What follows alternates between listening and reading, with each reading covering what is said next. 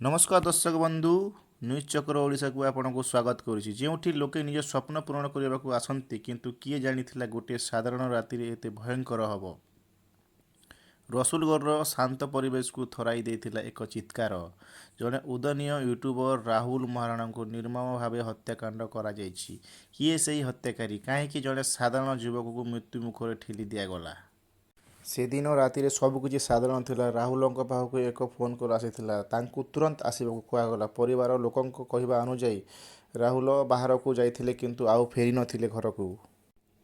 GGP କଲୋନୀର ଏକ ନିଛାଟିଆ ସ୍ଥାନରେ ରାହୁଲଙ୍କୁ ଘେରି ଯାଇଥିଲେ ହତ୍ୟାକାରୀ। କଥା କଟାକଟିରୁ ଆରମ୍ଭ ହୋଇଥିଲା ବିବାଦ। ତାପରେ ଅତର୍କିତ ଭାବେ ତାଙ୍କ ପେଟକୁ ଛୁରୀ ଭୁଷି ଦିଆଗଲା। ପୋଲିସ ତଦନ୍ତରୁ ଜଣାପଡ଼ିଲା ଯେ ହତ୍ୟାକାରୀ କୌଣସି ଅଜଣା ବ୍ୟକ୍ତି ନୁହନ୍ତି ବରଂ ତାଙ୍କ ପରିଚିତ 3 ଜଣଙ୍କୁ ଗିରଫ କରାଗଲା। ଜଣେ ଦାଦା ଏବଂ ତାଙ୍କ 2 ପୁତୁରା। ଅଭିଯୁକ୍ତ ଦାଦା ଜଣକ ହେଉଛନ୍ତି ଓଡ଼ିଶା ପୋଲିସର ଜଣେ ସିପାହୀ। ଆଇନର ରକ୍ଷକ ସାଜିଲେ ଭକ୍ଷକ। କାରଣ ପ୍ରାଥମିକ ତଦନ୍ତ ଅନୁଯାୟୀ ମଦ୍ୟପାନ କରିବା ସମୟରେ କୌଣସି ଏକ ଛୋଟ କଥାକୁ ନେଇ ଯୁକ୍ତିତର୍କ ହୋଇଥିଲା। କିନ୍ତୁ ପରିବାର ଲୋକଙ୍କ ଅଭିଯୋଗ ଯେ ଏହା ଏକ ପ୍ରି ପ୍ଲାନ୍ ମର୍ଡର ବୋଲି। କୌଣସି ପୁରୁଣା ଶତ୍ରୁତା ଏହାର ପଛରେ ଥାଇପାରେ ବୋଲି ସନ୍ଦେହ କରାଯାଉଛି। ହତ୍ୟାକାଣ୍ଡ ପରେ ସ୍ଥାନୀୟ ଲୋକେ ରାହୁଲଙ୍କୁ ରକ୍ତଜୁବୁଳୁ ଅବସ୍ଥାରେ କ୍ୟାପିଟାଲ ହସ୍ପିଟାଲ ନେଇ କିନ୍ତୁ ସେଠାରେ ତାଙ୍କୁ ମୃତ୍ୟୁ ଘୋଷଣା କରାଗଲା।